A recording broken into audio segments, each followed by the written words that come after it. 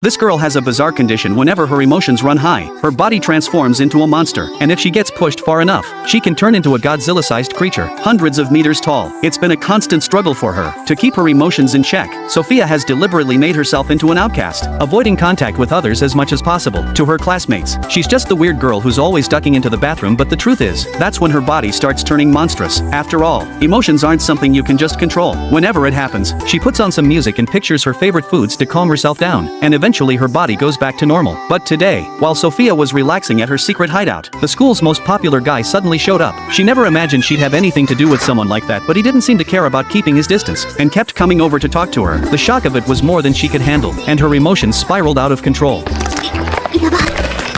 That's when Leo spoke up. Turns out he'd been dealing with his own problem because he was so good looking. People were always sneaking photos of him. The bragging tone of it immediately rubbed Sophia the wrong way. If you don't want people taking your picture, just tell them no. She figured that would show him she wasn't someone to mess with. But instead, Leo looked at her like he was genuinely impressed, as if she'd just said something profound. Seeing how sincere he looked left her completely speechless. Since it was getting cold out, before he left, Leo even gave her his scarf. A popular guy being this nice to someone as much of an outsider as her, Sophia's first thought was that he was just looking for a change of pace. So she threw the scarf right back over his head and told him she didn't need it because honestly, it was messing with her emotions way too much. Sure enough, her body started turning monstrous again. This time was strange, though it took forever for the transformation to wear off. And stranger still, first thing the next morning, Leo came looking for her again, this time to take her out for dessert. She heard there'd be other people there, and since dessert happened to be her favorite thing in the world, she said yes. But once she got there, she realized she'd been set up. The other people had all supposedly bailed at the last minute, which meant this was basically just a date. Still, she couldn't resist the pull of dessert,